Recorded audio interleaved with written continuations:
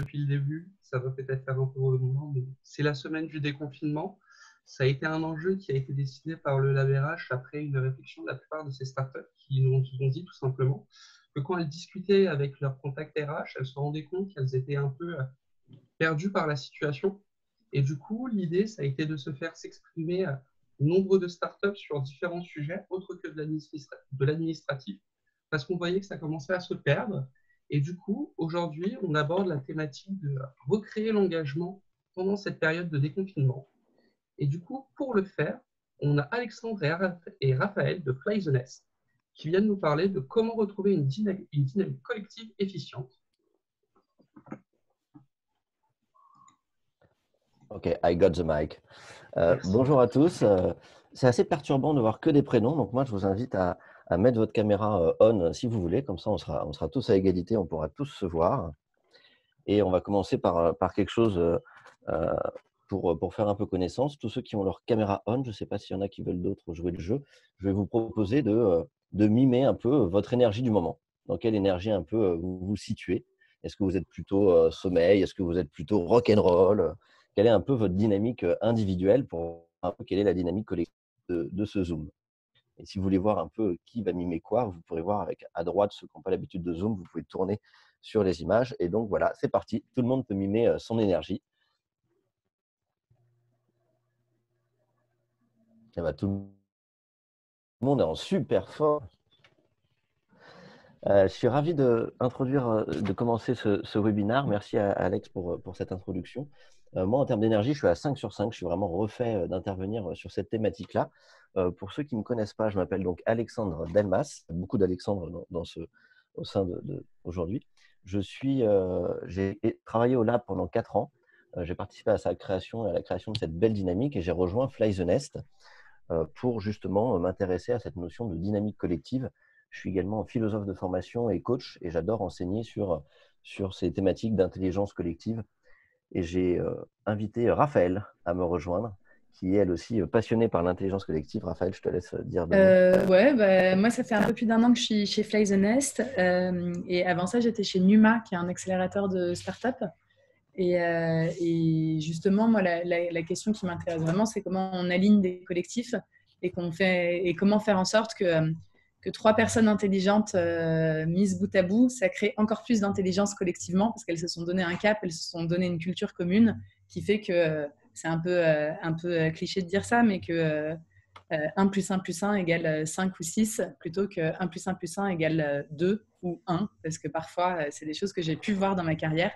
Le côté plein de gens hyper intelligents, mais qui s'éparpillent et où en fait, ça ne crée pas du tout de valeur et on va droit dans le mur. Donc voilà, la raison pour laquelle je suis chez Fly the Nest. Merci Raph.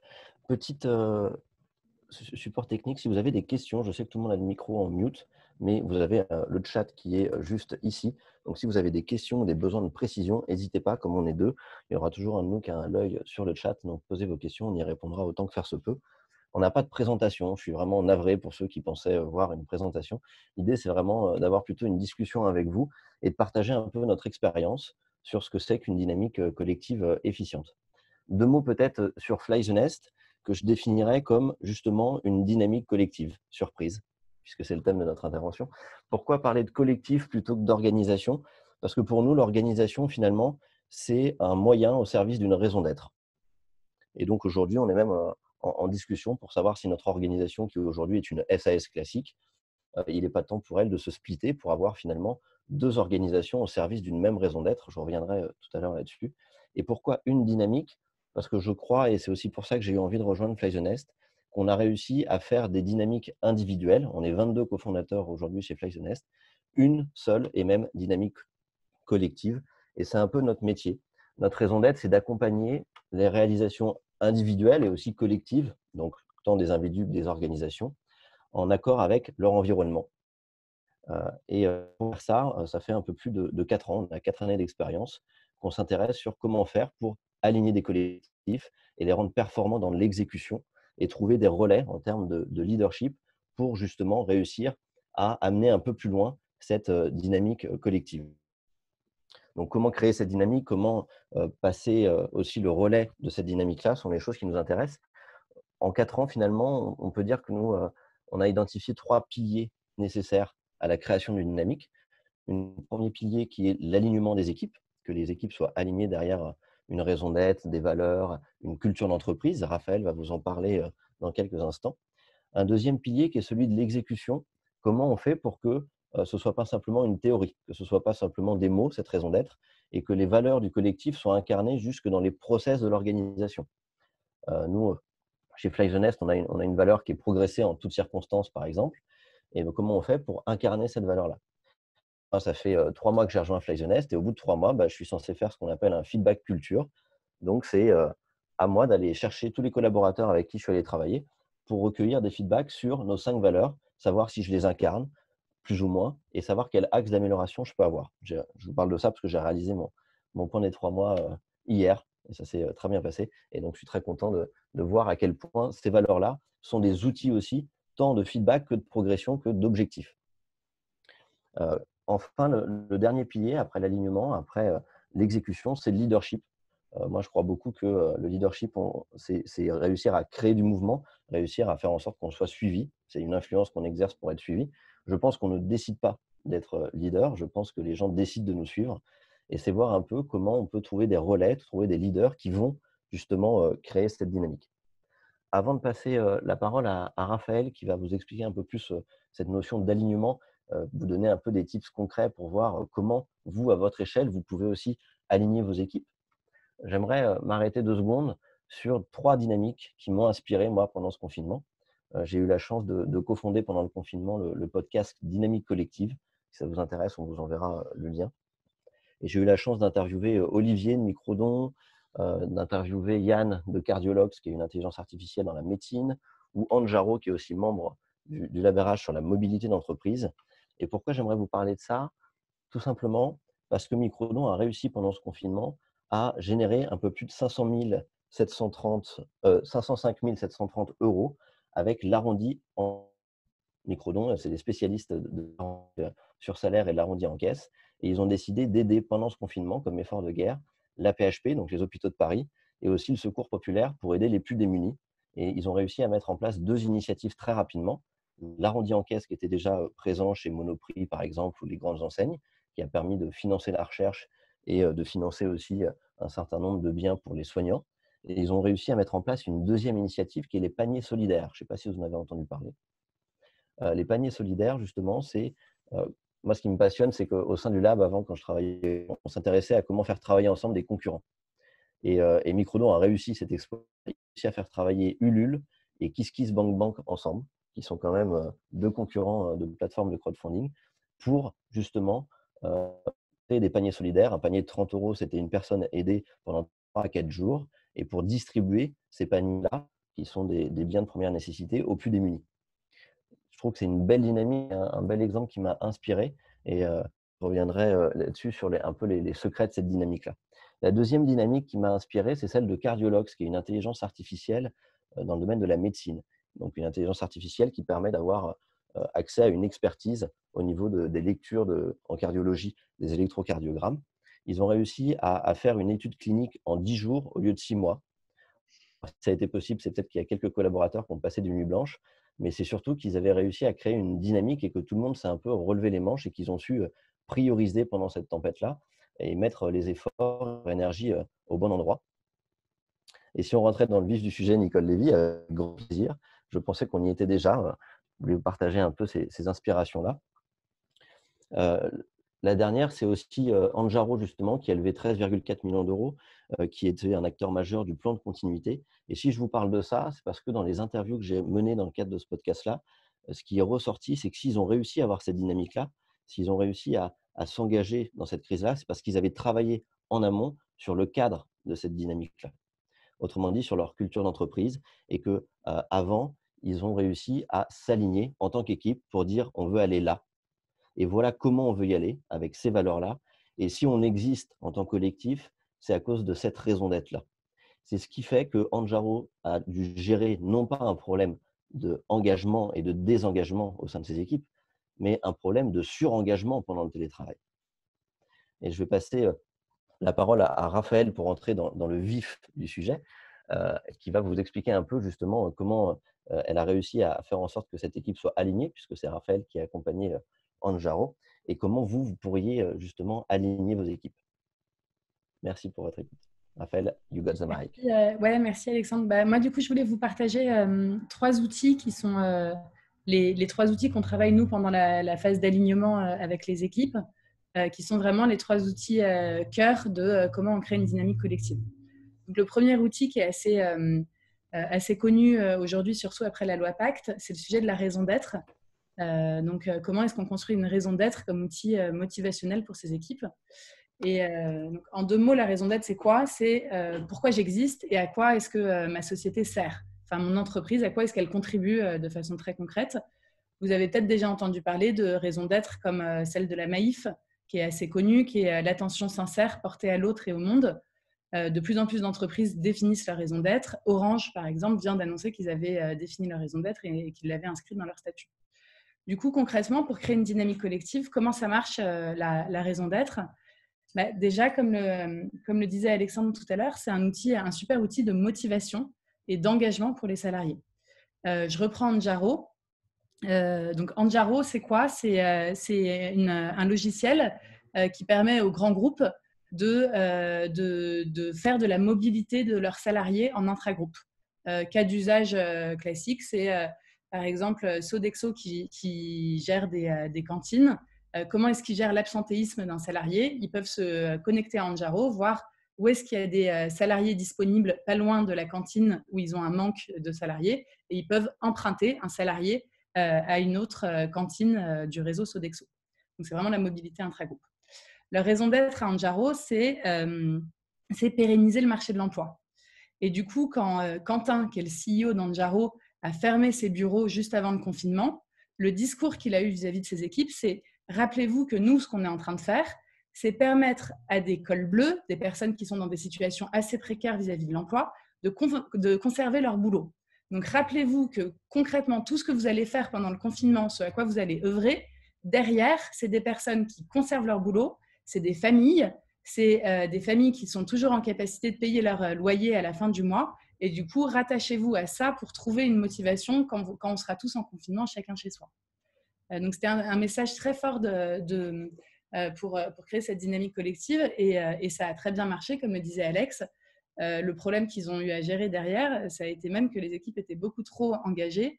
Et là, à 8 semaines après le confinement, ils commençaient à avoir vraiment les premiers signes de fatigue de leurs équipes parce qu'ils ont énormément bossé pendant le confinement. Une autre utilisation de la raison d'être qui est intéressante, notamment en période de crise, c'est que la raison d'être, c'est un outil formidable pour faire des choix, et des grands choix stratégiques. Il y a eu pas mal de bruit ces derniers temps autour de la décision de Airbnb de licencier un quart de leurs salariés. Je ne sais pas si vous avez vu notamment la communication du CEO de Airbnb. Il a envoyé un email à ses salariés qui explique pourquoi et comment il a fait les choix de qui devrait partir de la société. Et justement, il s'est vraiment rattaché à sa raison d'être, à son cœur de métier, à savoir, chez Airbnb, qu'est-ce qu'on fait? We help, on se recentre sur l'essentiel, everyday people who host their homes and offer experiences. Du coup, dans la décision de couper et de réduire les coûts et de licencier des gens, un des principes directeurs pour Airbnb, ça a été, OK, on préserve notre cœur de métier, le cœur de ce qu'on sait faire, à savoir aider des everyday people. Et du coup, on va on va supprimer toutes les activités qui sont connexes, qui ne sont pas autour de notre cœur de métier. Savoir, on arrête les investissements dans les hôtels de luxe, on arrête les investissements dans la transportation, etc. Et du coup, la raison d'être a été un outil vraiment de choix, de priorisation dans les coupes budgétaires. Même non en temps de crise, la raison d'être peut être utilisée pour des grandes décisions stratégiques. Je vous ai déjà parlé de la Maïf et de l'attention sincère portée à l'autre et au monde. Maïf a un fonds d'investissement qui prend des participations dans des entreprises. En déclinant leur raison d'être, ils ont décidé que ce fonds investirait en majorité dans l'agriculture biologique, dans le photovoltaïque. Et ils ont aussi décidé que ce fonds allait revendre ses participations dans Bayer au moment où Bayer a racheté Monsanto. Donc vraiment, la raison d'être devient vraiment une espèce d'étoile polaire, d'étoile polaire, de boussole pour prendre des grandes orientations stratégiques. Et c'est vraiment un outil très utile en temps de crise. Deuxième outil dont je voulais vous parler pour créer des dynamiques collectives efficientes, c'est aussi le sujet des valeurs. En temps de crise, et notamment en ce moment, il se crée dans les collectifs un besoin fort de se rattacher à ce qui est commun. On est tous derrière nos ordis, on est tous chez nous pour les moins chanceux, dans des conditions parfois compliquées où on travaille entre une salle de bain ou dans notre lit parce que c'est le seul espace où on a un petit peu d'espace disponible. Bah, du coup, ça devient très compliqué de se rappeler de c'est quoi qui nous lie à notre collectif, c'est quoi qui nous lie à notre entreprise. Et du coup, à ce moment-là, les valeurs sont un très bon outil pour se dire, OK, je sais à quel collectif j'appartiens, je sais quelles sont les règles comportementales qui sont attendues de moi, les choses qui ne sont pas attendues de moi. Et ça devient vraiment un outil pour garder cette motivation et cette adhésion au collectif. Et encore une fois, ces valeurs ont permis à de nombreuses boîtes de trouver leur mode de fonctionnement face au confinement. Je pense à beaucoup de startups qu'on accompagne. Certaines qui avaient des fortes valeurs d'hédonisme ont mis en place des moments informels où il y avait des moments on prenait une bière tous ensemble le soir pour garder ce moment informel. Donc, du coup, l'apéro était maintenu. Il y avait des sujets on met en place des cours de sport en virtuel, collectif, pour garder ce moment de plaisir tous ensemble. On met en place des jeux, etc. Et les valeurs ont été vraiment un outil pour se dire, OK, on est face à une situation assez particulière. Et du coup, quelles sont les règles écrites ou non écrites de notre collectif, les choses qui nous caractérisent en tant que collectif, et comment est-ce qu'on peut faire l'exercice de continuer d'incarner ces valeurs, même en confinement, même à distance, pour garder ce sujet informel qui nous lie tous ensemble les uns les autres. Je pense à un article que j'avais lu sur School Lab, par exemple, qui est un incubateur. Eux, ce qu'ils avaient mis en place, typiquement pour garder cet informel, c'était chaque jour, quelqu'un partage une photo de son chez lui. Son chat, son intérieur, son fils, sa fille, tout ce qu'on veut. Et l'idée, c'était vraiment de se dire, OK, notre culture de boîte qui était très basée sur des relations authentiques, sincères, où on se connaît, où on partage des choses sur nous, comment est-ce qu'on le déplace dans le virtuel? Et c'était une façon comme une autre de mettre en place, d'incarner cette valeur en virtuel. Troisième outil que je voulais vous partager, c'est le sujet de la vision. La vision, c'est vraiment, c'est le cap qu'on se donne. C'est quoi les chapitres du livre qu'on a envie d'écrire ensemble en tant que collectif. Nous, la façon dont on travaille la vision chez Fly the Nest, c'est souvent de se dire, il y a une vision long terme. La vision long terme, c'est le cap, c'est vraiment l'outil de quand je suis en train de faire mon 15e Excel à 21h, je me dis, oui, je sais que dans 5 ans, on vise d'être là, et ça me motive et j'ai envie d'y aller. Et ensuite, on travaille la vision en écrivant le chemin pour atteindre cette vision long terme, à savoir, c'est quoi mon focus absolu des 6 prochains mois et c'est quoi la brique intermédiaire, peut-être à 2 ans, à 1 an et demi, pour me rapprocher de ma vision long terme. Face au Covid, forcément, les visions stratégiques des boîtes ont changé. Je pense à des boîtes moi, j'ai fait des office hours avec des boîtes dans l'aéronautique. Du coup, ce qu'ils avaient écrit comme vision long terme ou même comme vision de focus des 6 prochains mois, ça a été très, très fortement impacté par le Covid. Et du coup, nous, là-dessus, vraiment, notre conseil, là, en sortie de confinement, c'est de faire un temps où on se pose, on réfléchit concrètement quelle est notre vision long terme, qu'est-ce qu'on est toujours en capacité de faire, est-ce qu'il faut prévoir des pivots, et du coup, à partir de là, redéfinir notre vision court terme, notre focus pour y aller et notre vision moyen terme.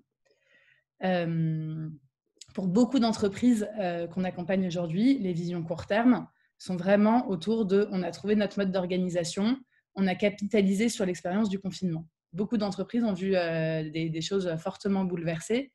Et là, en ce moment, on voit pas mal d'annonces de start-up. Je pense à Germinal ou Live Mentor qui ont tous annoncé la modification de leur mode de fonctionnement, le passage en full télétravail et la non-réouverture des bureaux. Du coup, ça, c'est un sujet de revoir une vision court terme qui s'adapte à l'après-confinement. Ça occupe beaucoup de boîtes en ce moment. Et du coup, mon conseil là-dessus, c'est de ne pas oublier la vision long terme et ne pas oublier de réexpliquer à vos équipes c'est quoi que vous visez collectivement à plus long terme, à 5 ans. Est-ce que ça a été impacté par le Covid ? Et si oui, quelle est cette nouvelle vision long terme ? La formaliser et l'expliciter aux équipes. Raphaël, petite question au passage. Est-ce qu'on peut reformuler très rapidement les 3 concepts, s'il te plaît ? Oui, bien sûr. Alors, premier concept, c'est la raison d'être, à savoir quelle est la place de mon entreprise dans la société, c'est quoi mon rôle et vraiment quelle est la place de mon entreprise dans la société. Les valeurs, c'est le commun, les règles de comportement qui caractérisent votre collectif. C'est vraiment le comment on est et comment est-ce qu'on se comporte les uns vis-à-vis des autres.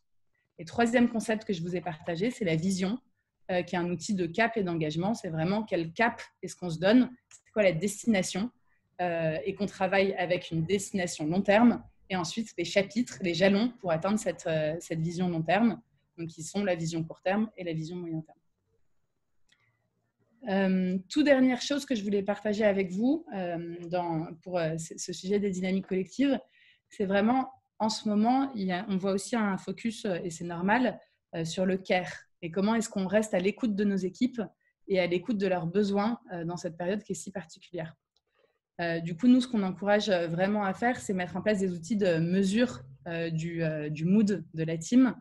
Il y a des super outils pour ça qui sont, il y a Supermood par exemple qui est beaucoup utilisé dans les startups pour mesurer. C'est des petits sondages envoyés de façon hebdomadaire aux équipes pour savoir comment ça va. Je voyais que Elevo ce matin, qui est un logiciel qui permet notamment de faire de l'évaluation des collaborateurs.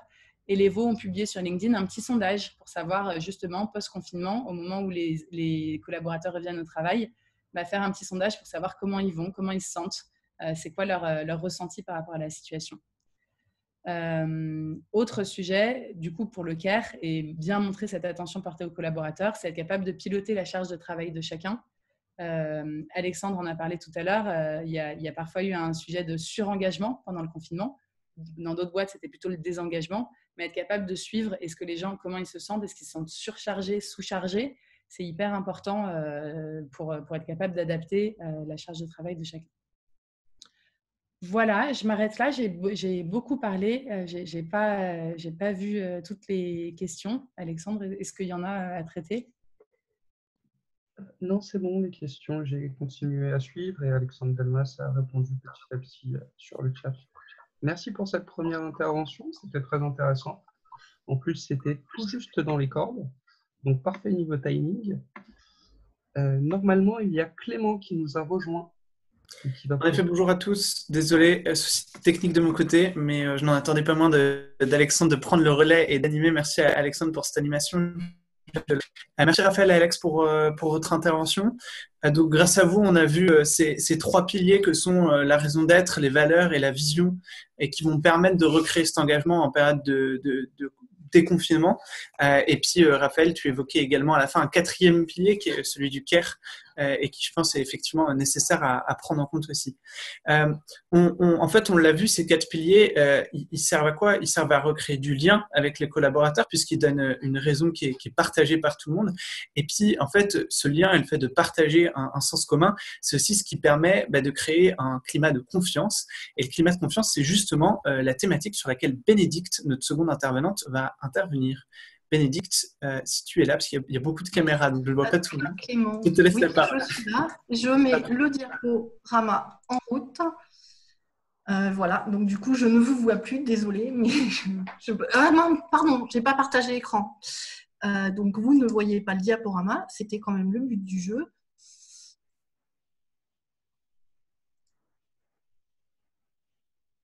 Que c'est ce que je craignais. À partir du moment où je partage l'écran, je vous disais que j'ai beaucoup de mal à retourner voir le diapo. Pas de souci, prends ton temps. Et en parallèle, on a Alexandre Delmas qui vous a mis dans le chat, si ça vous intéresse, un lien pour avoir des pistes concrètes et des ateliers via. Est-ce que c'est... On ne voit pas pour le moment, Bénédicte, ton écran.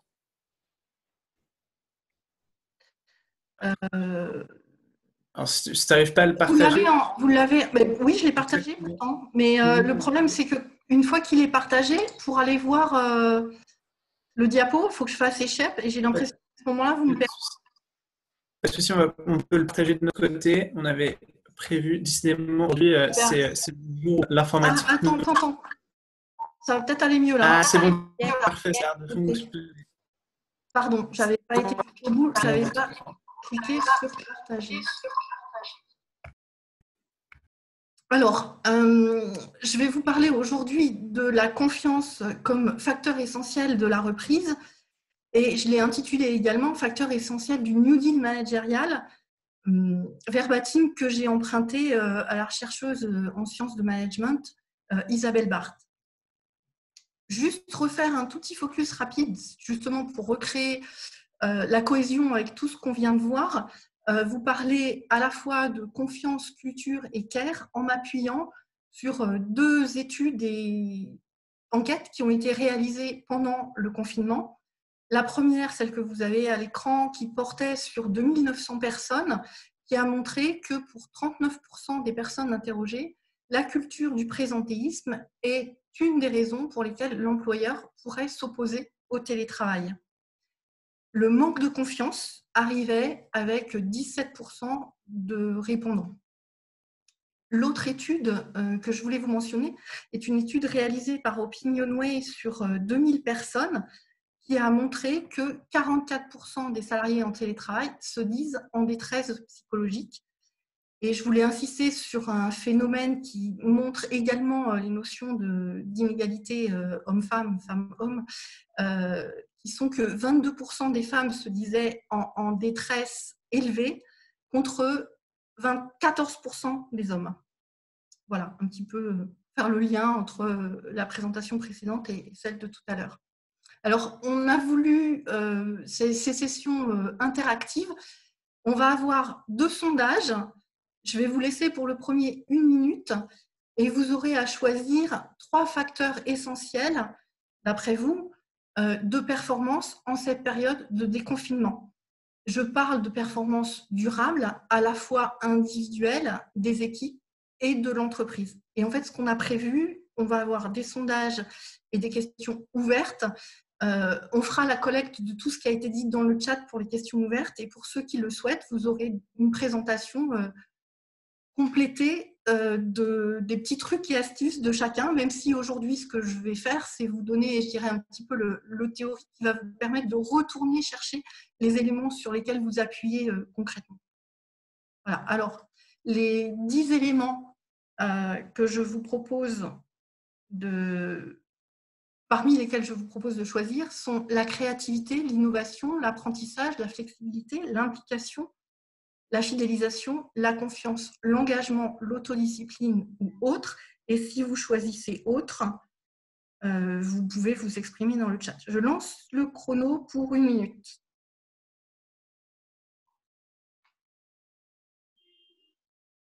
Du coup, vous avez du sondage sur l'écran et vous aurez les résultats.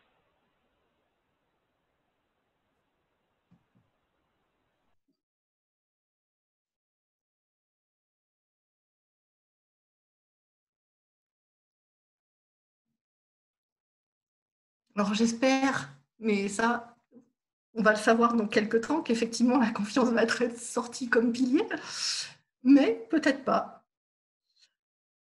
Peut-être qu'on aura beaucoup de autres et que vous nous donnerez d'autres pistes.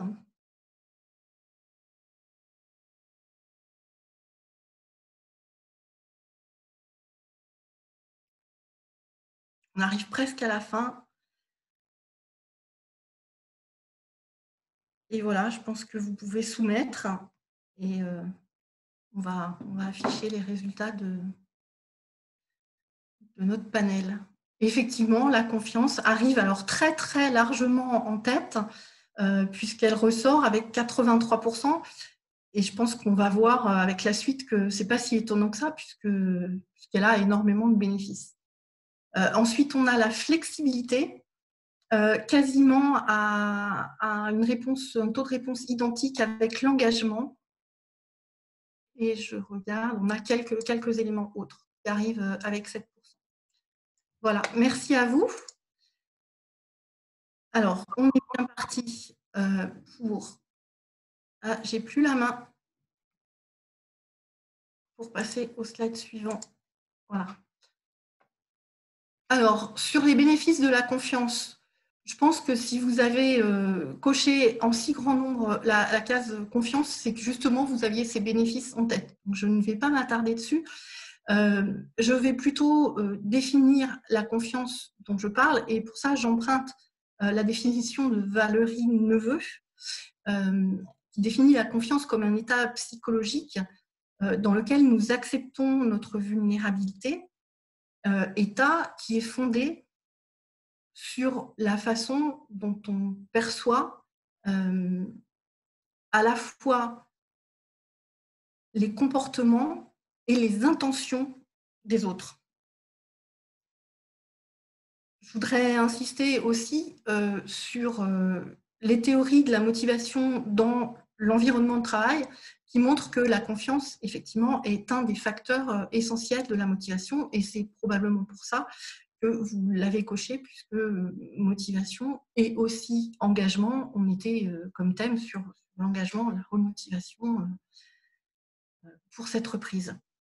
Je ne vais pas non plus m'attarder sur les méfaits de la méfiance, voire de la défiance, mais je pense que vous avez tous en tête qu'effectivement, quand on est dans un contexte de méfiance, la performance de l'équipe décline, et voire quand on est dans un contexte de défiance, que l'intégrité de l'équipe peut être même remise en cause avec des conflits. Voilà. Alors, pour rentrer plus dans le détail de la confiance, les piliers de la confiance que j'ai voulu vous rappeler, pour bâtir une confiance durable, puisque c'est bien ça qu'on vise, on a la confiance en soi, je vais détailler chacun, la confiance en la relation et la confiance dans l'organisation. Sur la confiance en soi, il s'agit de mettre l'humain au cœur des enjeux de l'entreprise. Et de façon très sincère, de façon pragmatique, par exemple, au moment du retour, mettre l'humain au cœur, ça ne veut pas dire faire respecter les gestes barrières parce qu'on a peur de sa responsabilité d'employeur, ça veut dire faire respecter les gestes barrières parce qu'on sait que ça va donner de la sérénité aux personnes qui ont les plus peur de la contamination. Au niveau de la confiance en la relation, ce que je voulais aborder avec vous de façon particulière, c'était la liberté d'expression, la posture managériale, l'autonomie et la créativité opérationnelle. J'ai fait le lien, enfin on peut faire le lien aisément entre confiance, responsabilité et autonomie. Et l'un des bénéfices de la confiance, effectivement, créativité, innovation. Mais ce sur quoi je voulais insister, c'est sur la posture managériale. Alors, je ne vais pas vous délivrer, par exemple, 6 pistes. J'en choisis juste une, qui est de faire des exercices pour passer du cerveau automatique au cerveau préfrontal. Et tout ça, ça va vous aider dans votre intelligence émotionnelle. Il y a des exercices tout simples, basés sur des musiques notamment, qui existent. Voilà, on peut choisir des pistes très, très courtes et s'habituer à se concentrer. Au niveau de la confiance dans l'organisation, on l'a déjà dit et je vais le redire à la fin aussi, il s'agit d'avoir une vision claire et partagée. Alors, au moment du déconfinement, qu'est-ce que je peux préconiser comme mise en œuvre pour favoriser aussi la confiance dans l'organisation, au-delà de ces piliers qui doivent être au maximum en permanence présents, c'est les exercices de sense-making, c'est-à-dire faire un effort délibéré pour donner collectivement sens à l'expérience que l'on vient de vivre. Donc, voilà, on rejoint l'intelligence collective parce qu'il ne s'agit pas là nécessairement de faire dans l'immédiat 1 + 1 = 3, mais il s'agit d'avoir des moments collectifs d'écoute, et puis il faut aussi des moments individuels d'écoute. Et dans les personnes qui traitent, par exemple, les maladies longues ou les crises, les prises d'otages, etc., il y a une notion qui est l'écoute en amont, avant la reprise. Voilà. Donc, en combinant les deux, cette écoute à la fois individuelle et collective, c'est d'ailleurs ce qu'on a prévu dans nos programmes. Voilà. Et ça, les programmes, je les ai conçus d'ailleurs en écoutant les dirigeants avec lesquels j'ai été en contact pendant la période de confinement. Alors, on va passer à notre deuxième sondage. Si l'on s'attache de plus près à la confiance, quelles sont, toujours d'après vous, les composantes sur lesquelles vous, en tant que DRH, j'imagine, vous êtes la plupart des DRH ici aujourd'hui, avez un rôle à jouer. Puis vous pouvez nous répondre, même si vous n'êtes pas DRH ou dans la fonction RH. Vous avez bien sûr plusieurs sélections possibles. J'imagine effectivement que on aura des pourcentages feront qu'effectivement, en additionnant tout, on arrivera à plus que 100. Puisque je vous propose la confiance en soi de chacun des collaborateurs, la confiance des collaborateurs envers leur manager et la confiance des collaborateurs et managers, qui sont aussi des collaborateurs, envers la direction. Je vais vous laisser peut-être un petit peu moins longtemps cette fois-ci, je vais vous laisser 30 secondes.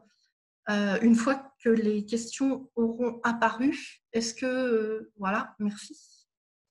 C'est bon, on a bien reçu les questions.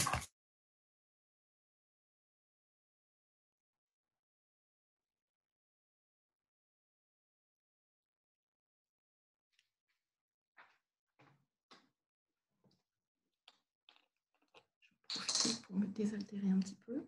Pardon. Je coupe dans 7 secondes.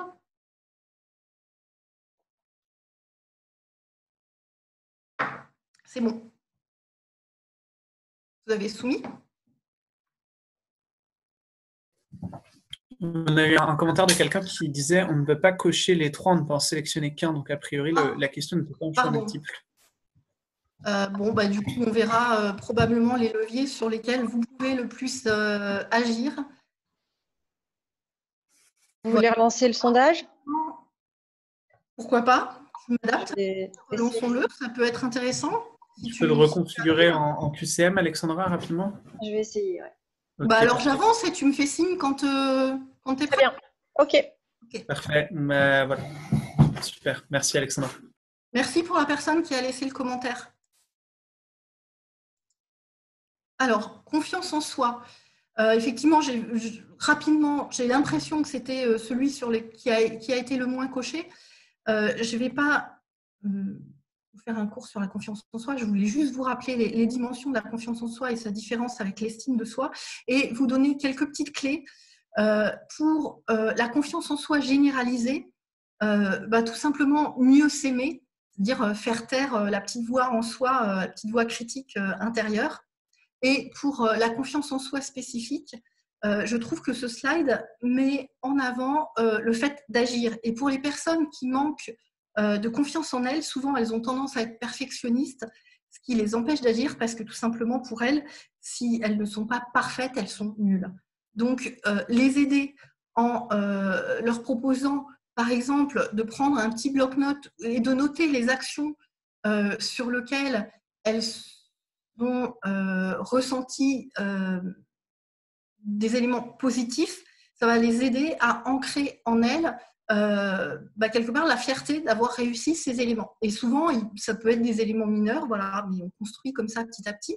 Et cette règle, quelque part, des petits pas, j'aime bien l'appliquer aussi au fait de parler plutôt que d'assertivité, qui est ce qu'on voit dans les programmes de formation et qui est, je dirais, presque le Graal que l'on souhaite, commencer par les petits pas. Et moi, ce que j'ai pu observer de la plupart des collaborateurs, c'est qu'en leur parlant d'abord, d'ailleurs, c'est leur vocabulaire que je reprends, de prendre sa place, trouver sa place, c'est beaucoup plus ajusté pour eux et facile à faire que de viser des...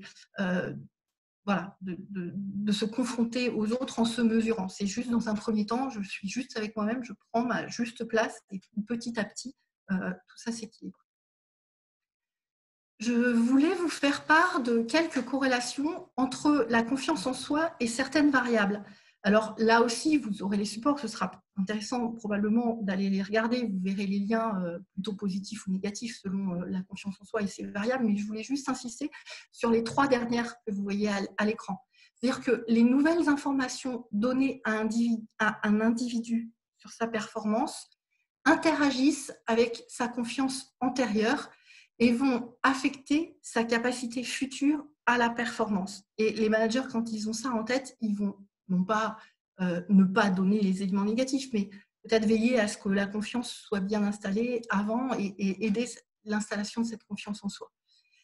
L'autre point, c'est la recherche d'informations supplémentaires, notamment quand on prend des décisions sur un domaine particulier. On sait qu'en fait, si on a confiance en soi, avoir tendance à écouter aussi bien les éléments qui vont dans notre sens plutôt que ceux qui vont à l'opposé. Et alors que si on n'a pas confiance en soi, on va plutôt se limiter aux éléments qui vont dans notre sens. D'où tout l'intérêt de cultiver la confiance en soi dans l'organisation, de façon à ce que quand on fasse des cartographies des risques, on veuille gérer ces risques ou qu'on soit à la recherche de signaux faibles, eh ben on est le moins le risque de biais informationnels. Et puis enfin, les niveaux d'objectifs. Alors ça, je pense que vous avez déjà largement l'habitude d'aider vos managers à fixer les niveaux d'objectifs. Les études montrent que les commerciaux, par exemple, qui ont confiance en eux, vont avoir tendance à fixer des résultats plus élevés et aussi à aller rechercher la satisfaction des clients la plus élevée. Et on sait combien la satisfaction des clientes est importante pour les clients et clientes est important pour l'entreprise. Et en matière de fixation d'objectifs, voilà, je ne vais pas trop jargonner, mais il y a la règle des 4 CF ou la fameuse méthode SMART ou encore les OKR. Et en matière d'OKR, Objectives and Key Results, j'aime bien pour le bienfait de l'entreprise en général et en particulier le fait justement d'aligner les objectifs, on a parlé d'alignement tout à l'heure, et aussi de renforcer l'agilité, d'associer 3 résultats à un objectif. Bénédicte, je me permets juste de t'interrompre 5 secondes. Alexandra me fait signe dans l'oreillette que le sondage est prêt et qu'on peut le relancer. Super, allons-y. Je vais relancer, dès que je le vois à l'écran, je relance pour 30 secondes.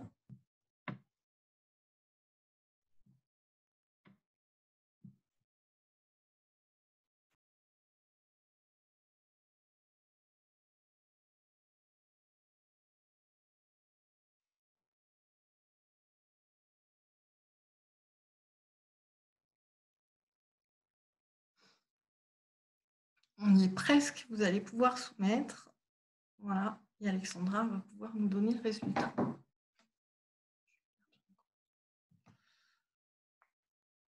Alors, on est cette fois-ci à 88% sur la confiance des collaborateurs. Par contre, tous les scores gagnent. Effectivement, c'est ce qu'on supposait tout à l'heure. Hein. Vous avez tous coché plusieurs cases. Et 88%, enfin pas tous, mais pour 88% la confiance envers la direction, 74% la confiance envers les managers.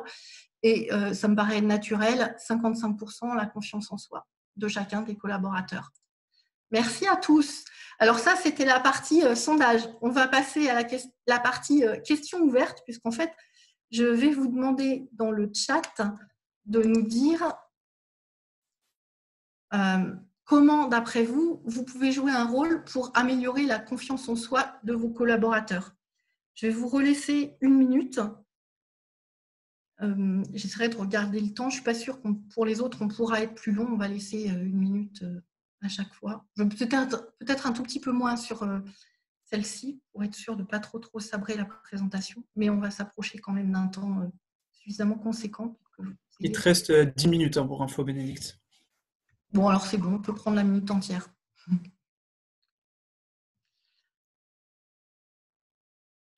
N'hésitez pas à nous dire dans le chat comment vous pouvez jouer un rôle pour améliorer la confiance en eux. Oui, je ne vois pas le chat, donc je ne vois pas si ça réagit. On a une première réponse de Ségolène qui parle de l'écoute. Après, on a Carole qui nous dit faire confiance. Parfait. On a un des intervenants qui dit qu'il n'a pas reçu le sondage. Peut-être parce que les résultats… Mais si, moi je l'ai vu, j'ai vu le sondage et les résultats, donc c'est bizarre. Emma qui nous dit créer un environnement psychologically safe. Isabelle, les valoriser. Jean-Sébastien, du coaching professionnel. Ségolène, de l'accompagnement. Patricia nous dit, en étant clair sur la vision de l'objectif. On retrouve ces visions qu'on a vues avant. Isabelle, faire des feedbacks réguliers. Johan, l'écoute, la compréhension. Céline, en leur disant, tout simplement. À Marc qui nous dit laisser de l'autonomie. La transparence, tu me dis quand c'est bon, je continue de lire, on a beaucoup de réponses. Oui, mais si tu lis, on va continuer à en avoir. Et donc, en fait, ce que je vous propose, c'est d'intégrer tout ça dans les réponses qu'on vous fera. Je retiens juste qu'effectivement, la plupart des éléments qu'on a entendus là, on va les retrouver dans la suite et j'y reviendrai ou pas, mais je les accentuerai. Mais effectivement, vous avez soulevé déjà pas mal de points. Merci. Vous pouvez continuer dans le chat, mais c'est juste que voilà, il fallait que j'enchaîne. Alors, un retour sur le retour. Qui marche très bien, et le retour est clairement le feedback. D'ailleurs, dans les 4 CF, le F, c'est celui de feedback, très important pour la confiance. Quelques règles. Déjà, on parle toujours de soi, mais surtout, celles qui ne sont pas écrites là, c'est que le retour, je ne le donne que si la personne en est demandeuse ou si j'ai vérifié qu'elle était prête à le recevoir. Il peut que ce ne soit pas tout à fait le bon moment, je diffère, j'attends le bon moment. Ce qui ne veut pas dire que, en tant que manager, je ne le ferai pas, juste je choisis le moment le plus propice.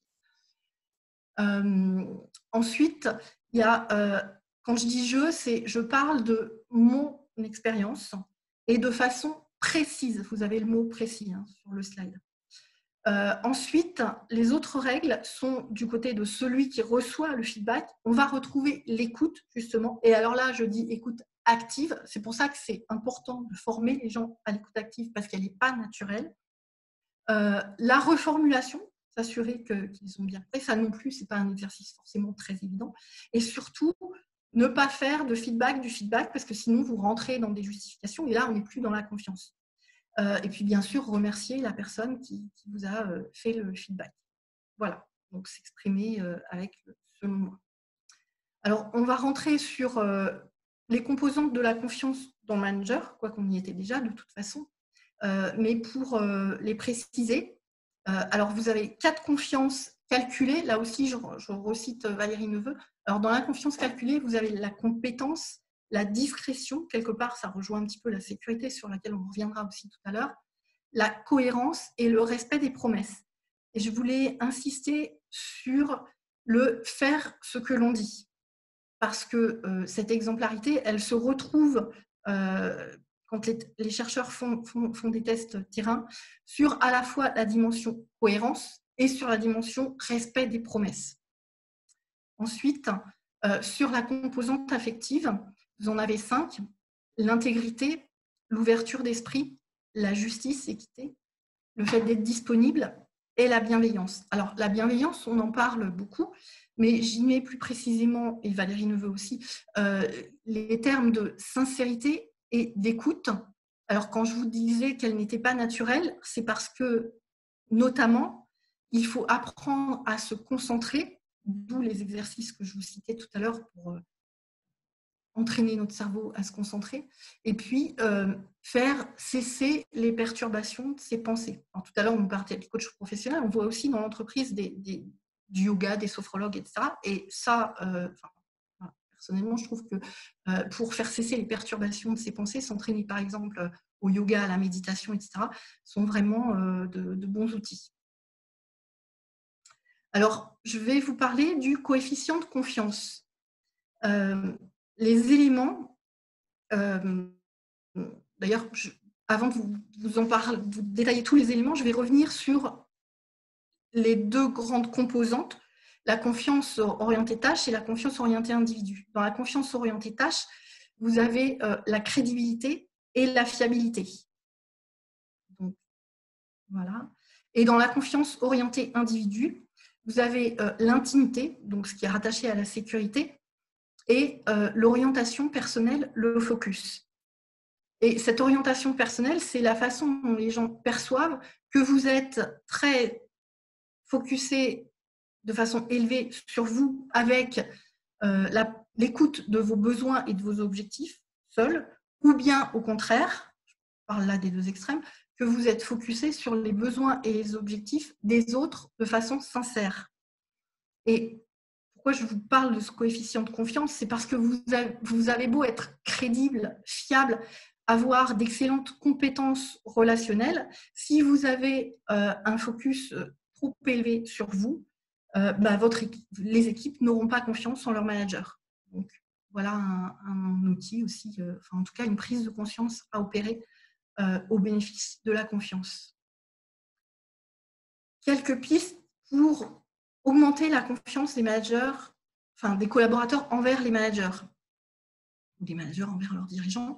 La communication sur les apports de l'expérience professionnelle est très importante parce qu'elle va permettre aux personnes d'anticiper le soutien de leur manager en cas de besoin.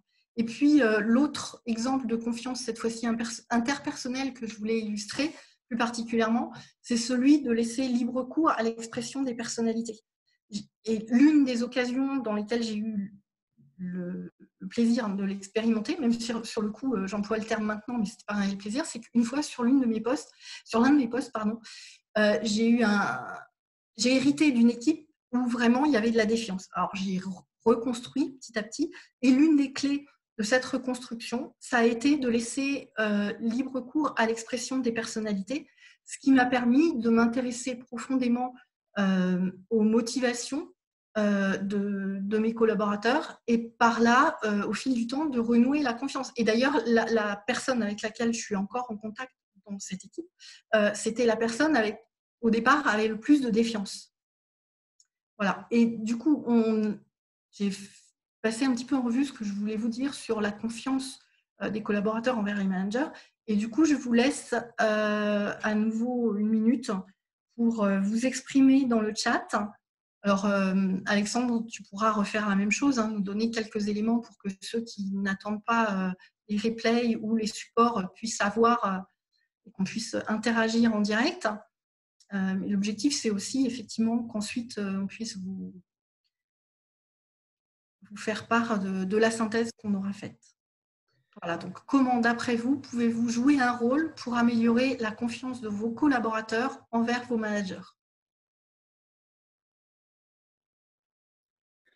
Pareil, n'hésitez pas à répondre dans le chat, et on a une question en attendant pour toi, Bénédicte. Ségolène qui dit feedback égale une réussite plus une option. Pouvez-vous réciter les composantes, s'il vous plaît?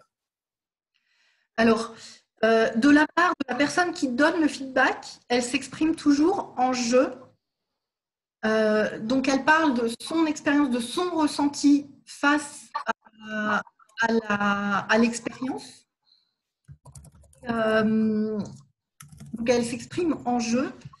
Elle va aussi, avant de commencer le feedback, s'assurer que la personne est en demande de feedback, ou bien, il y a un feedback à faire, que la personne est en capacité de le recevoir à ce moment-là. Et vous avez le terme précis dans l'espèce de sandwich. C'est qu'en fait, le sandwich, il représente une façon de le faire, une façon d'opérer le feedback. C'est que vous commencez par dire ce que vous percevez de précisément positif. Ensuite, si vous faites un feedback souvent quand vous êtes manager, c'est soit, de toute façon, il y a toujours des choses à améliorer. Donc, ça va être soit une façon de féliciter la personne, de faire un feedback, parce que justement, le feedback, il est important pour la notion de reconnaissance aussi. C'est pas juste, tu as des choses à améliorer et je t'en fais part. C'est, je reconnais, ça va. Voilà, feedback, ça va aussi avec célébrer et reconnaître les réussites. Donc, je dirais un petit peu au milieu, ce que moi, perçois d'améliorable, et enfin, ce que je perçois de globalement positif pour que la personne reste sur une note positive et ait une image globale, garde en tête le gros tableau. Les autres éléments côté personne qui reçoit le feedback de façon essentielle, les trois, c'est l'écoute active, la reformulation, et puis le fait de remercier la personne qui fait le feedback, parce qu'effectivement, si on fait un feedback, je dirais, pour gratifier une personne, et que celui qui reçoit le feedback systématiquement ne remercie pas, il est possible, malgré toute la bonne compétence relationnelle du manager, qu'il finisse par se lasser, surtout s'il est en période de stress, etc. Parfait, merci Bénédicte. On a eu 2 retours du coup sur cette question du rôle pour améliorer la confiance des collaborateurs envers les managers. On a eu Elisabeth qui nous dit que chez eux, ils ont une démarche de profil d'équipe qui permet à chacun de comprendre les préférences de chacun et comment prendre en compte ces préférences dans la communication au sein de l'équipe. Ce n'est pas juste un profil, c'est débriefé et cela permet à chacun d'être acteur de la qualité des échanges. Patricia, elle nous dit en assumant les échecs tout en accompagnant les besoins d'amélioration et en évoquant aussi les réussites individuelles et collectives. Merci. Laetitia nous dit organiser des ateliers de team building et Ségolène nous précise qu'en fait sa question c'était plutôt pour les 5 composantes affectives. On leur tourne. Ce que je propose c'est que tu avances sur ta conclusion Bénédicte et après tu répondes dans le chat sur les composantes affectives. Alors, alors, il me reste combien de temps? 3 minutes. Combien? Pardon, 3 minutes. Ah, 3 minutes. Alors, composantes de la confiance dans les dirigeants, les compétences, l'intégrité et puis le respect de la communication. Alors, ces 3 minutes, je vais dépasser de quelques minutes si vous voulez bien, parce que c'était la dernière question à vous poser de façon ouverte dans le chat. C'est dommage de vous en priver pour les retours. Je vous propose de vous relaisser une petite minute pour ça, et puis je ferai la conclusion rapidement. Peut-être que ce qu'on peut faire, Bénédicte, c'est que tu laisses la question, les gens répondront, mais tu avances sur la conclusion en même temps. Et comme ça, c'est pas grave, si les réponses sont délayées, elles se font aussi un petit peu pendant la prochaine intervention. D'accord. Alors, pour favoriser la culture de la confiance au sein de l'organisation, il y a les éléments essentiels, responsabilité, collaboration, prise d'initiative, qui d'ailleurs vont favoriser votre résilience et préparer l'organisation à affronter les impondérables. On en a beaucoup parlé, avoir des objectifs communs et une vision collective, et se poser les bonnes questions au quotidien. Alors, je vais vous illustrer les bonnes questions au quotidien. Il y en a 9. Enfin, j'en ai sélectionné, et celles que je trouvais sont également de toute façon celles qu'on retrouve dans la littérature. Il y en a 3 qui concernent l'incertitude et ma position d'humilité.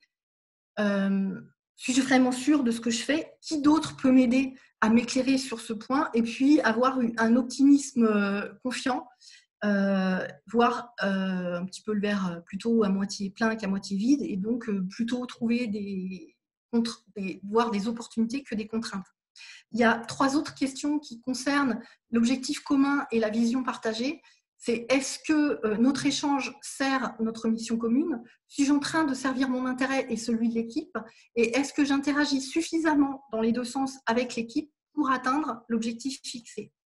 Et enfin, les 3 questions à se poser au quotidien pour l'engagement et l'initiative, c'est la direction choisie était claire et partagée par tout le monde, hein, on souligne l'importance de la communication, et comment chacun peut-il proposer, être entendu et reconnu? Je parlais de la reconnaissance tout à l'heure. Et puis aussi, mes actes sont-ils en cohérence avec mes paroles? Là aussi, j'ai insisté dessus tout à l'heure, et c'est tout simplement parce que ça permet de donner envie aux autres d'agir en faveur de l'objectif fixé.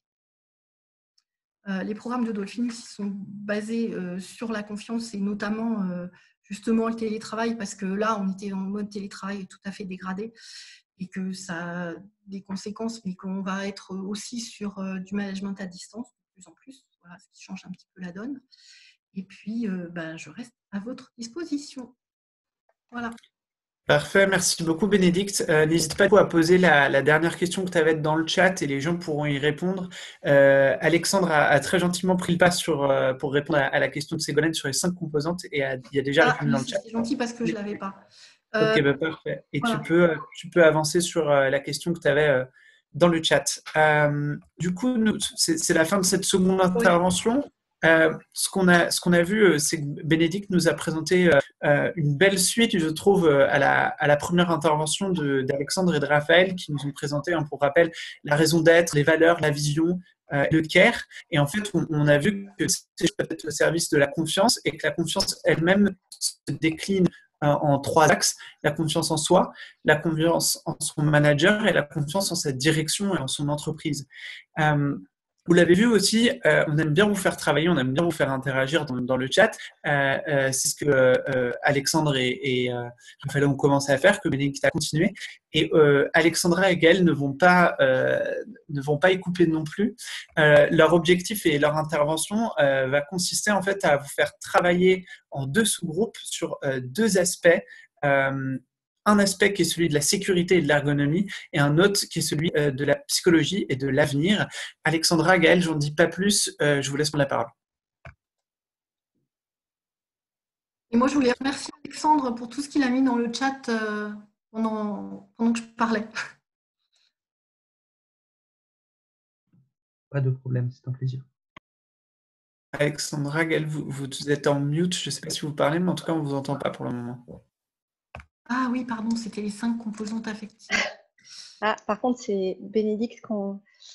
Attends, Attends, Bénédicte. je coupe. Ouais. À Gaëlle. Merci. Bonjour à tous. Vous m'entendez? Oui, oui, oui. Ok. Merci beaucoup. On est ravis de vous accueillir pour cette session. Comme Clément l'a dit, on l'a voulu très interactive autour de la notion d'engagement en cette période de déconfinement, plus largement en cette période de l'entre-deux, parce que là, on est dans les toutes premières semaines, mais on voit bien qu'il y a quand même, notamment dans l'organisation du travail et le télétravail, des choses qui vont durer. Et donc, on va vous faire travailler là-dessus avec 2 partenaires. Donc, moi, je suis Gaëlle, fondatrice de Yes We Share. Je vais essayer de revenir sur… Voilà, pardon. Yes We Share, c'est une start-up qui conçoit des programmes digitaux pour accompagner les transformations positives. Très concrètement, on applique en fait les techniques du micro-learning sur les sujets notamment de prévention santé, tabac, alcool, burn-out, et également sur les sujets d'inclusion des diversités comme le handicap, les sujets de mixité, la lutte contre le sexisme ordinaire ou les discriminations envers les personnes LGBT+, pour citer quelques sujets. Et on peut aussi concevoir des programmes très spécifiques sur vos valeurs, votre culture. Et aujourd'hui, j'ai demandé à Alexandra et Hélène d'intervenir à mes côtés. D'abord parce que c'est des partenaires réguliers d'Yes We Share. On a notamment récemment conçu un programme justement pour accompagner les collaborateurs sur des sujets informatifs, motivationnels et bien-être dans cette période très anxiogène. Mais aussi parce qu'elles ont des expertises que je trouvais très intéressantes de mobiliser à cette occasion. Donc, rapidement, Alexandra, elle est experte en transformation culturelle et transformation managériale. Et Hélène, elle est experte du développement du capital humain et du pilotage de la performance RH. Donc, avant de vous faire phosphorer sur vos best practices et de partager, le but étant que vous repartiez avec une to-do list vraiment immédiatement actionnable sur ce que vous pouvez faire la semaine prochaine dans votre organisation pour favoriser l'engagement. Je vais passer la parole à Alexandra qui va nous faire un petit icebreaker qui va faire écho à celui d'Alex de tout à l'heure. Merci Gaëlle. Bonjour à tous, je suis en effet ravie d'être là à vos côtés. Et question de boucler la boucle, je vais faire partie des Alexandres qui vont faire partager la météo de l'audience. Et on va le faire un peu différemment ce coup-ci. C'est que je vais vous demander, alors pas nécessairement, si vous ne voulez pas rester en vidéo, vous ne le faites pas, mais en tout cas, je vais vous demander de vous renommer et de vous renommer en mettant votre prénom, suivi d'une icône qui va qualifier votre météo du moment ou de la journée. Si vous n'avez pas l'icône, merci Gaëlle, est déjà dans le chat, donc vous pouvez simplement la copier et la coller, ou si vous n'avez pas envie de ces icônes-là, vous pouvez juste mettre un mot à côté de votre prénom. Donc, je vous propose de vous renommer prénom. Et puis, ouais, merci Mélanie, Gwenaëlle, super. On voit déjà, il y a plein d'éléments vachement instructifs. Je vous propose à tous, du coup, de regarder sur les pages suivantes les autres icônes des autres. Ah, c'est plus… il y a moins de participation de ce côté-là. Merci Maude. Et de continuer à regarder les écrans, ça va vous donner une idée, en fait, de l'engagement de chacun au moment de la réunion. C'est une indication utile pour pouvoir… ouais, Sébastien, super, merci beaucoup. Pour pouvoir voir où en sont les gens à ce moment-ci. Et ça donne un élément d'engagement des gens au moment même. Très bien. Merci à tous. Super. On voit quelques soleils, on voit quelques pouces, on voit aussi beaucoup d'absence, ce qui veut peut-être aussi dire que simplement les gens ont moins envie de participer à ce stade-ci. Et ça, c'est OK aussi, c'est une On a aussi information. pas mal de réactions dans le chat Ah, directement. super. Merci Clément. J'adore le travail d'équipe. C'est bien aussi de dire que parfois on n'a pas envie de participer, qu'on n'est pas content, on est moyennement content, et ça c'est normal. Autrement dit, c'est un outil. Merci Catherine, super. Carole, top, Soleil, Claudia, super. C'est vraiment un outil participatif qui vous permet de savoir où en est votre équipe à distance au moment même et comment l'appréhender et comment pouvoir justement appréhender cet engagement très opérationnel. Voilà, ça c'était mon introduction pour vous. Je vais passer la main à Hélène qui va vous expliquer le cœur du sujet de notre atelier et comment vous allez travailler là-dessus. À tout de suite. Hélène, à toi de jouer. T'es en mute, Hélène.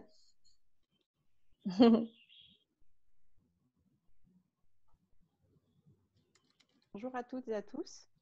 Nous allons travailler sur ce mapping selon 2 axes. Donc, il faudrait afficher le mapping selon un axe relationnel versus rationnel et aspect fonctionnel du travail versus sens du travail. Gaëlle, tu peux le faire? Il ne peut y avoir… Ah si, d'accord. Oui, pardon. Oui, on va afficher le fameux mapping dont on parle. Merci. Hélène, est-ce que, Voilà. est-ce que tu peux essayer de faire un petit peu plus fort? Moi, de mon côté, je ne t'entends pas très fort. D'accord. Merci. Donc, rebonjour. Nous allons travailler sur ce mapping qui est créé par Caroline Loisel et Emmanuel Vivier. Nous l'avons retenu. Les 2 axes relationnels versus rationnel et aspect fonctionnel du travail versus sens du travail. Donc, pour nous, il ne peut y avoir engagement que si certaines conditions préalables sont remplies, comme le besoin de sécurité, on rejoint Maslow, touchant le lieu de travail, mais aussi maintenant le comportement des autres. Il s'agisse de sécurité matérielle, mais aussi de sécurité sanitaire. Donc, quelques nouveautés sur ce plan-là. Une autre condition préalable, le besoin de confort qui est nécessaire au travail à réaliser. Ça peut être un confort ergonomique, mais ça peut être aussi un confort lié aux outils que l'on doit utiliser pour travailler. Le sens du travail ainsi que les perspectives qui sont données aux collaborateurs déterminent l'état d'esprit et donc le niveau d'engagement de chacun. Alors ce matin, il va s'agir de recenser et de partager ensemble via cette matrice les actions qui favorisent, développent et dynamisent l'engagement des collaborateurs et qui peuvent être rapidement mises en œuvre par la fonction RH. Alors nous allons travailler avec vous en partageant une compilation des actions les plus couramment mises en œuvre. Ce sont des choix issus de nos lectures, de nos études sur ce sujet-là, mais vous avez les vôtres. Donc, vos contributions au cours de ces exercices qui vont se dérouler en sous-groupe, on va vous expliquer ça, vont vous permettre de repartir avec une liste encore plus musclée que celle que vous avez certainement déjà pour les actions à mettre en œuvre rapidement pour développer l'engagement des collaborateurs. Je laisse la main à Alexandra pour vous expliquer ces modalités pratiques et voir comment nous allons collaborer ce matin. Merci Hélène pour cette présentation. Alors, pour tous ceux qui ont l'habitude de Zoom, pas de secret, on va vous envoyer dans des salles virtuelles. Pour ceux qui n'ont pas l'habitude, pas de souci, laissez-vous porter. Vous allez être envoyés dans 2 groupes, 2 salles virtuelles pour pouvoir travailler en plus petits groupes, donc vous serez plus à l'aise. Vous allez partir dans les méandres d'Internet et retrouver vos 2 animatrices qui sont donc Gaëlle et Hélène. Elles vont vous dire quoi faire, elles vont vous accompagner et elles vont aussi être en charge du temps pour pouvoir vous faire travailler efficacement. Alors, je vais vous envoyer dans ces 2 groupes. Si jamais, par hasard, j'en perdais un dans le chemin vers la salle de réunion, pas de panique. Je mets mon numéro de téléphone dans la chatbox et vous m'appelez et je vous remets dans une salle. Si vous êtes sorti, vous re-rentrez, il n'y a pas de mot de passe, donc c'est assez facile et assez fluide. 31 30 61 71. Voilà, vous avez mon numéro de téléphone si jamais il y a un coup de panique et que vous ne retrouvez pas le chemin de la salle de réunion. Vous allez partir d'ici quelques secondes. Amusez-vous bien, faites-vous plaisir, bon travail et soyez super interactifs. Vous allez voir, c'est vachement utile. Allez, zou!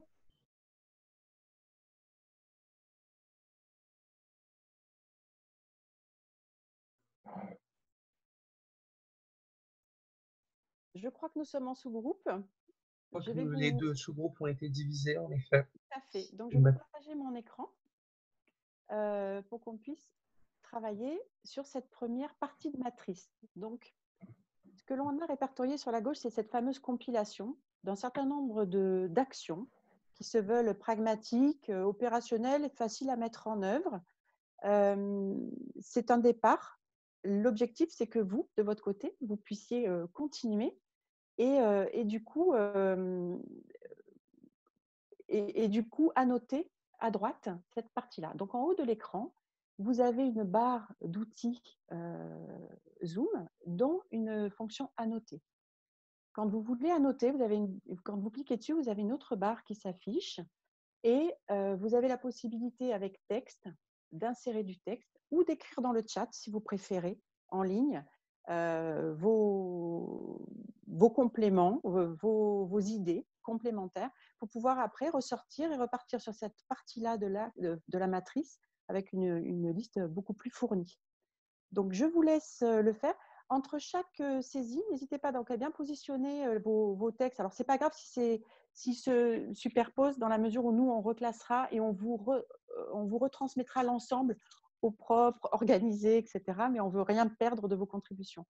Donc, n'hésitez pas, allez-y. Vous pouvez cliquer sur texte et puis vous positionner et écrire. Vous pouvez changer le format tout de suite, mettre une couleur et diminuer la police et vous positionner avant d'enregistrer votre contribution. À vous.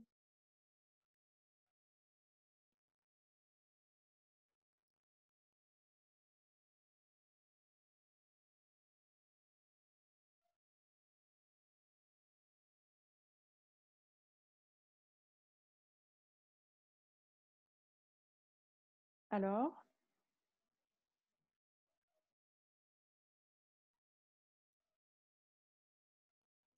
n'hésitez pas à écrire dans le chat également.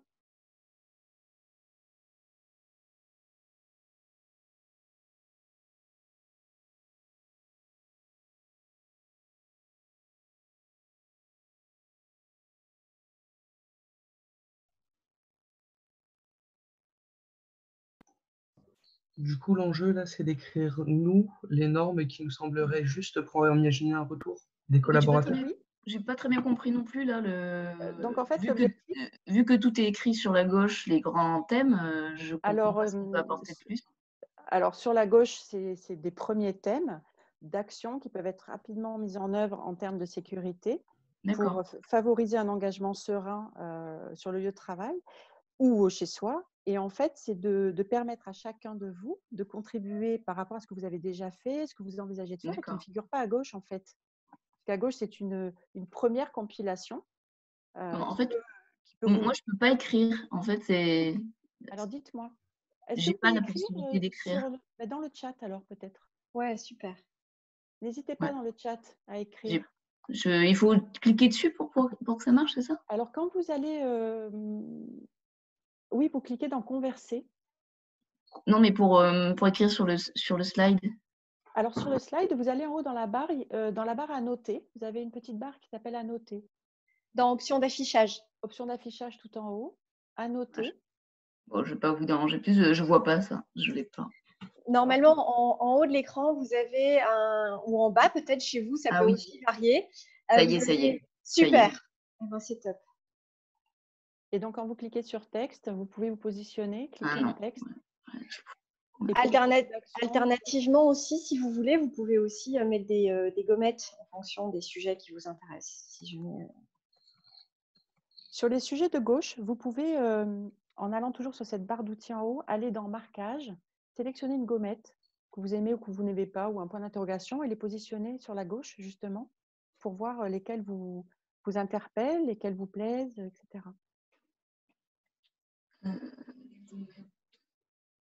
N'hésitez pas à écrire dans le chat directement. Comme ça, vous avez la liberté de saisir sans la contrainte du support. Et nous, on reprendra tout et on vous enverra de toute façon la compilation. Parce que là, on s'écrit les uns sur les autres, on ne voit pas le… Okay. Ouais. Oui, en fait, il faut réduire les…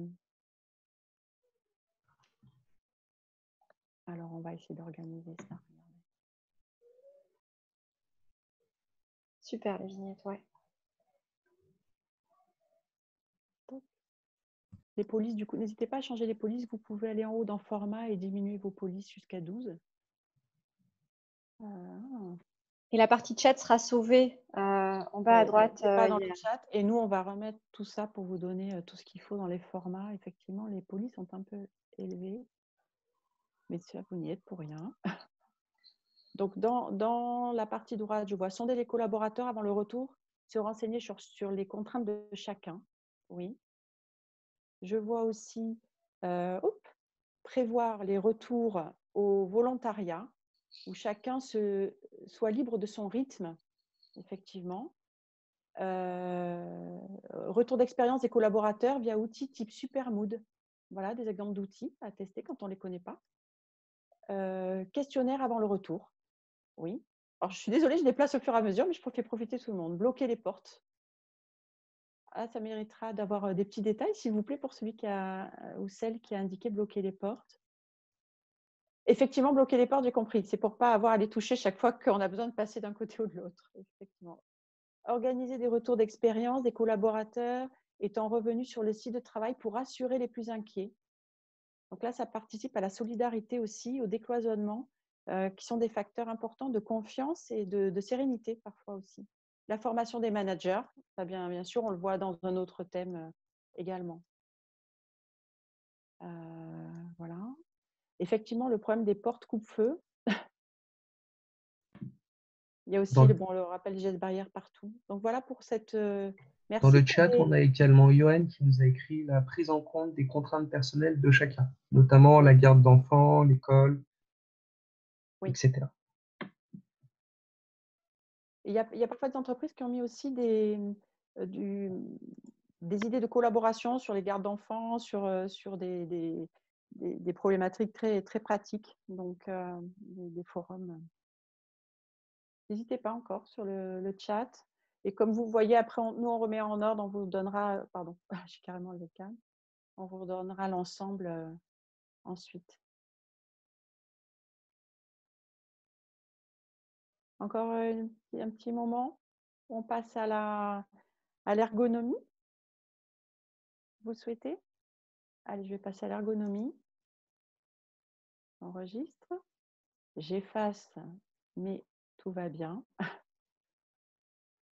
Effacer tous les dessins et on change de diapo. Ce n'est pas effacé définitivement, on a tout sauvegardé. Nous sommes maintenant sur la partie ergonomie installation. En fait, pour l'ergonomie l'installation, vous allez avoir, il y a des nouveaux matériels, il y a des nouveaux outils de travail. Et par rapport à ça, le fait d'être confort avec tous ces outils est fondamental pour se sentir bien. Et on ne peut pas être engagé si on n'est pas bien installé, pas bien formé, pas bien outillé. Donc voilà cette première liste, même exercice que tout à l'heure. Donc utilisez le chat, n'hésitez pas. Et puis exprimez-vous à droite. On recensera, je vous ferai partager ce qui est écrit si effectivement ça devient peu lisible.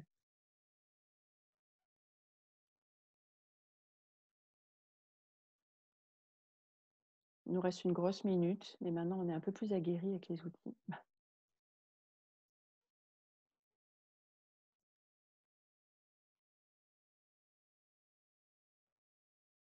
Le chat est pas mal. Super, on a tout le monde. Nous, de notre côté, on n'avait pas eu le temps de finir. Du coup, on n'aura fait qu'un des deux aspects.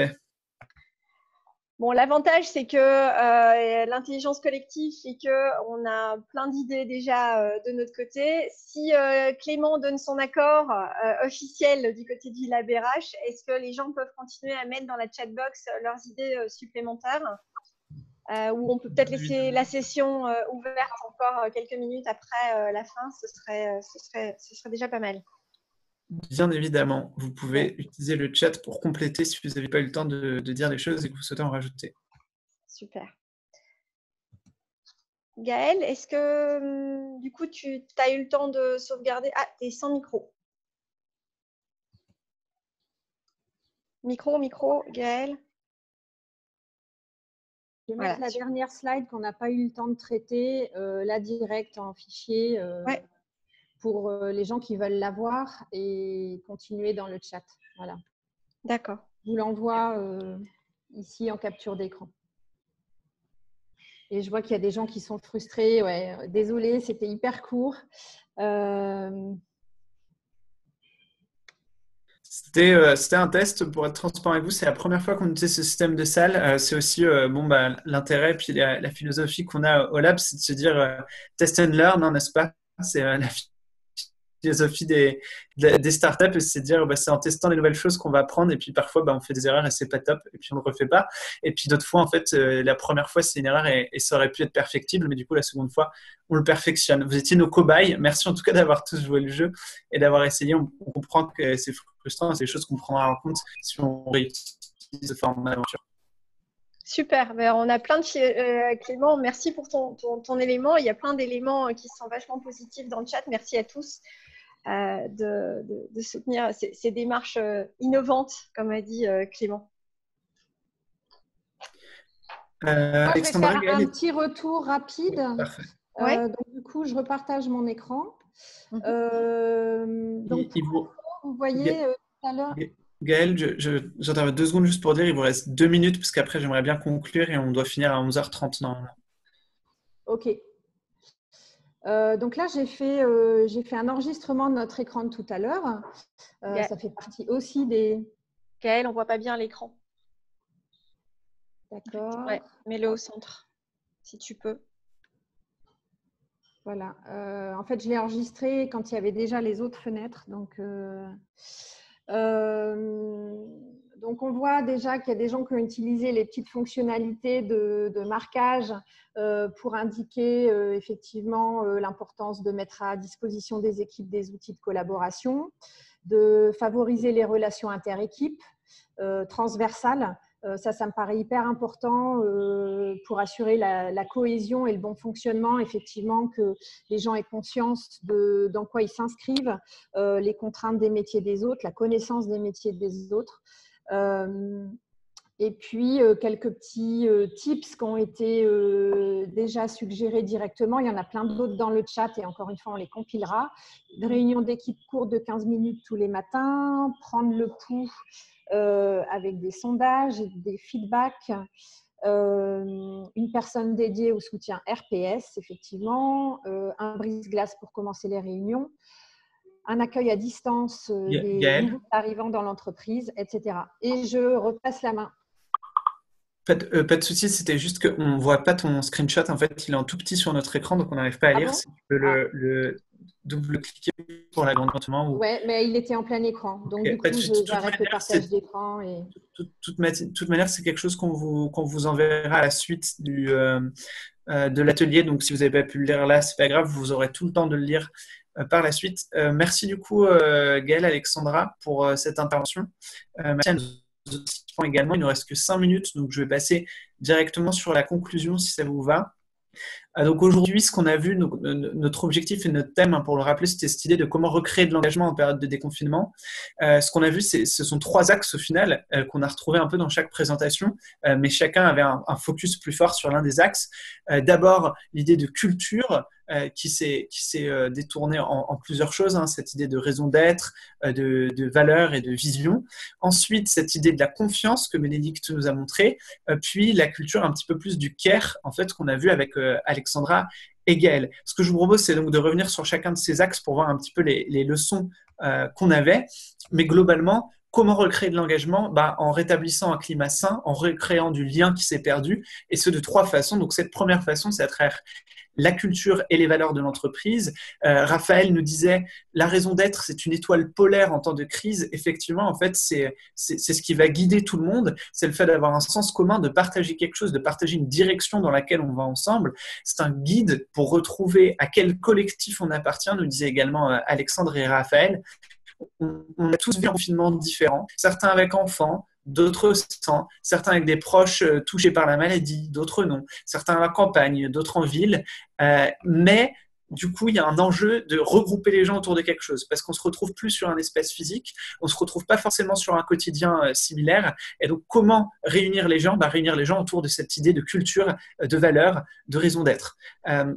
La raison d'être, il y a aussi potentiellement un enjeu de la réinventer parce que avec le confinement, en fait, la situation a changé et du coup, ça peut être l'occasion de la travailler, de la co-construire. C'est ce que nous disait Alexandre Delmas. Ce qu'il recommande, c'est de la co-construire avec les employés et pas de l'imposer en fait depuis la direction. Et en fait, cette co-construction, qu'est-ce que ça sert? Et ben en fait, c'est un premier pont vers la confiance. Et la confiance, c'est le deuxième point qu'on a vu aujourd'hui. La confiance, comment c'est Bénédicte, c'est un état psychologique dans lequel nous acceptons nos vulnérabilités. Je trouvais ça vraiment fort comme phrase et ça m'a fait penser au webinaire qu'on a eu mercredi dans lequel on avait une de nos intervenantes qui nous disait il faut à tout prix accepter de ne pas savoir et il faut exprimer ses craintes. Je pense que c'est quelque chose de très important et cette idée de confiance en tant qu'état dans lequel on accepte nos vulnérabilités, c'est une belle manière de l'exprimer aussi.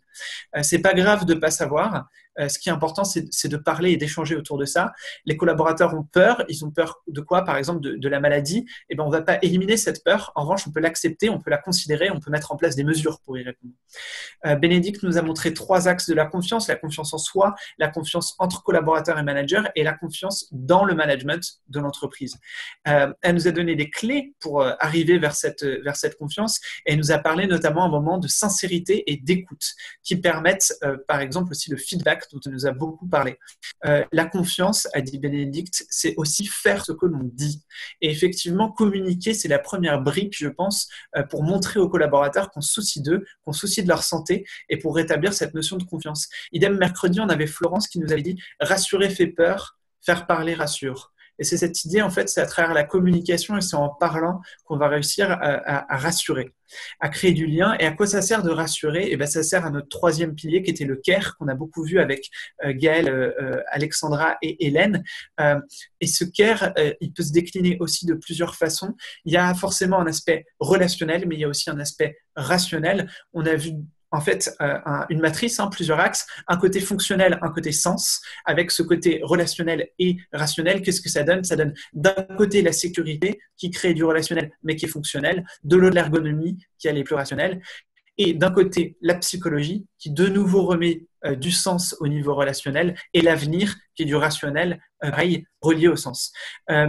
Alex et Raphaël nous l'avaient dit aussi, ils avaient parlé de care dans leur toute première intervention et ils nous avaient donné un exemple avec Angelo qui avait créé trop d'engagement et qui est source de fatigue. Je pense que c'est aussi une leçon à prendre en compte, c'est que oui, on a envie de recréer de l'engagement, mais oui, on a aussi envie de faire attention au bien-être de nos employés et l'objectif, c'est pas de les tuer à la tâche et pas d'avoir des gens qui sont à 200% pendant 2 mois, mais qui ensuite sont à 20%.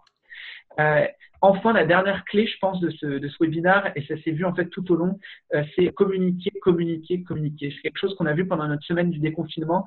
L'écoute est primordiale et ce Zoom, c'en était l'exemple. Il faut parler, il faut recréer du lien quand on est à distance. Aujourd'hui, dans ce webinaire, tous nos intervenants ont essayé de faire des interactions avec le chat. Peut-être que parfois c'est mieux réussi que d'autres, mais c'est pas dramatique. C'est l'idée en fait et c'est le sens qui est derrière de dire, c'est avec un atelier par exemple en petit groupe et un tableau blanc qu'on va recréer du lien avec vous, c'est en vous posant des questions, c'est en co-construisant des choses ensemble. Et en fait, ce lien, il est d'autant plus important quand on n'est pas en physique dans la même pièce, quand on se voit pas et quand on est dans un contexte un petit peu de crise ou de doute. Finalement, notre enjeu au cours de cette semaine du déconfinement, notre promesse, c'était de dire « Venez, vous serez équipés pour le déconfinement. À vous de nous dire si ça a été réussi ou non, mais j'ai l'impression qu'aujourd'hui, vous repartez avec plusieurs choses. Vous repartez avec les 3 axes de Fly Honest pour recréer l'engagement, raison d'être, valeur et vision. Vous repartez avec les outils qu'Alexandre Delmas avait partagés via un lien Trello qu'on pourra vous repartager, pareil, en même temps que les présentations.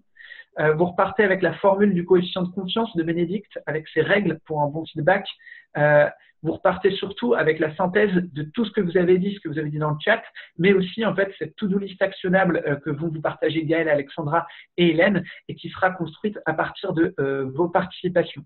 Donc tout ça, ce sont des choses avec lesquelles vous repartirez. On vous enverra un mail, sûrement pas aujourd'hui, mais plutôt lundi, puisqu'on va laisser le temps à nos intervenants de préparer ce matériel. Mais lundi, attendez-vous à recevoir dans vos boîtes mail un mail avec les présentations de nos intervenants, leurs coordonnées et tous ces matériels-là qu'on a listés et que vous avez co-construits. Merci à tous. C'était le dernier atelier de cette semaine du déconfinement. C'était vraiment un test. Ça a été créé un peu dans l'urgence de notre côté, mais parce qu'on sentait qu'il y avait un besoin côté RH. J'espère que ça vous a équipé.